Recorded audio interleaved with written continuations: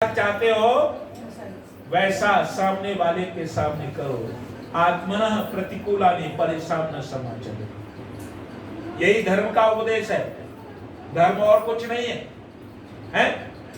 धर्म तिलक लगाना नहीं है, धर्म जटा जूट रखाना नहीं है, और मैं कह दूं धर्म हवन करना भी नहीं है, हैं? ये तो हवन करना क्या है? वातावरण को शुद्ध करना है। ये धर्म हवन बन जाएगा और भी आपके व्यवहार धर्म बन जाएंगे। कब? जब उस व्यवहार को आप अपनी आत्मा में उतार लेंगे। क्या है आत्मा में उतारने का?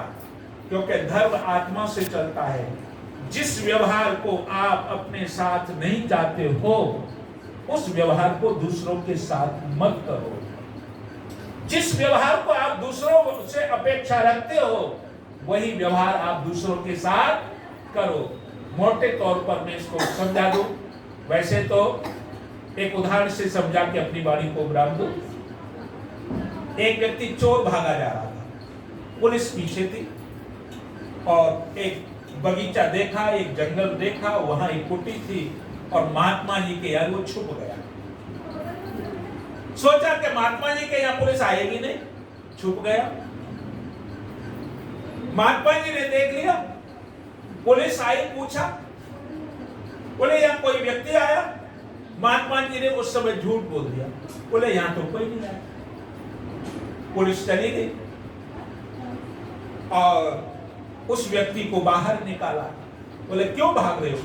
बोले मैं चोर हूं और पुलिस मुझे पकड़ने के लिए पीछे पड़ी है। कोई मंत्र बताओ जिससे मैं पुलिस से बच जाऊं। तो महात्मा जी ने कहा मैं दे देता हूं, बच जाओगे, बिल्कुल बच जाओगे। बोले क्या मंत्र है? कि मंत्र यह है जो तू चाहता है वही दूसरों के साथ कर। जो तू स्वयं चाहता है वही दूसरों के साथ कर। अब इस मंत्र को ठीक तरह से समझा नहीं, इसलिए मैं ये उदाहरण दे रहा हूं। इस मंत्र को ठीक तरह से समझा नहीं, वो थोड़ा सा आगे बढ़ा। कोई अपनी पत्नी को ले जा रहा था, देवा के आभूषणों से सजी हुई थी।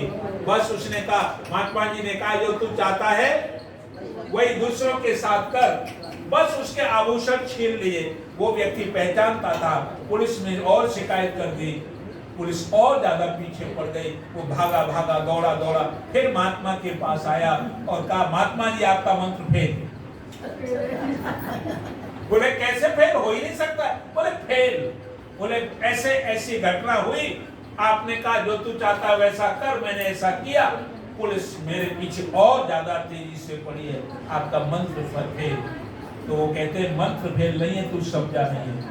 क्या तू अपनी पत्नी को ले जा रहा हो और तेरे पत्नी से कोई आभूषण छीने तू चाहता है? बोले ऐसे कैसे हो सकता है, मैं तो उसे जान से मार दूंगा। बोले जब तू नहीं चाहता ऐसा अपने साथ तो फिर क्यों करता है? क्या मतलब है?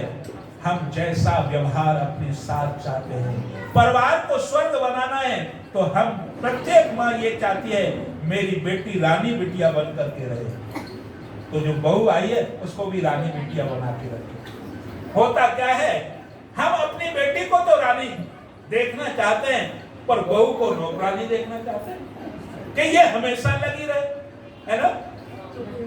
जैसा हम अपने साथ चाहते हैं। और आगे कहूं, हर एक माँ, हर एक बेटी ये चाहती है मेरी माँ हमेशा सुखी रहे, है ना? तो हम भी जो माँ मिली है हमको सासू माँ, उसके साथ वैसा ही व्यवहार करें। कुछ दिन पहले व्हाट्सएप पर एक विचार आया था। क्या आया था? सरकार बेटियों को अधिकार दे, माता पिता का पालन पोषण करने के, तो कोई भी माता पिता वृद्धाश्रम में नहीं जाएंगे। ये बेटी ने एक ने लिखा था, तो एक और बेटा लिखता है यदि ये बेटियां अपने सास ससुर को ही माता पिता समझ ले तो किसी को भी वृद्धाश्रम में नहीं जाना पड़ेगा।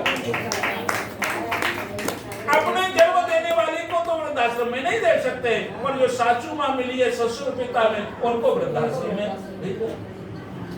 जैसा हम चाहते हैं वैसा हम व्यवहार करते हैं। ये समता का पहले समय हो गया है। इसलिए वेद के अनुसार यदि हम अपने जीवन को चलाते हैं तो ध्यान रख लेना, जीवन में किसी भी प्रकार के दुख और संकट नहीं आते। ज्ञान विज्ञान संस्थान ये वेद का प्रचार कर रही है, जगह जगह पर गांव में भी ये जाते हैं और वहां भी ये प्रचार कर रहे हैं। ये बहुत धन्यवाद के पात्र है।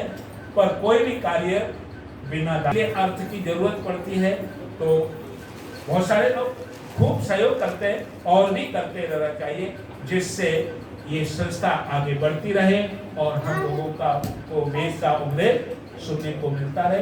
दान पात्र रखा उसको भी दे सकते हैं और हमारे पहले बोल दिया है रसीद भी कटवा सकते हैं। तो मैं इस यजमान परिवार को धन्यवाद और जिस संस्था का भी धन्यवाद करता हूँ।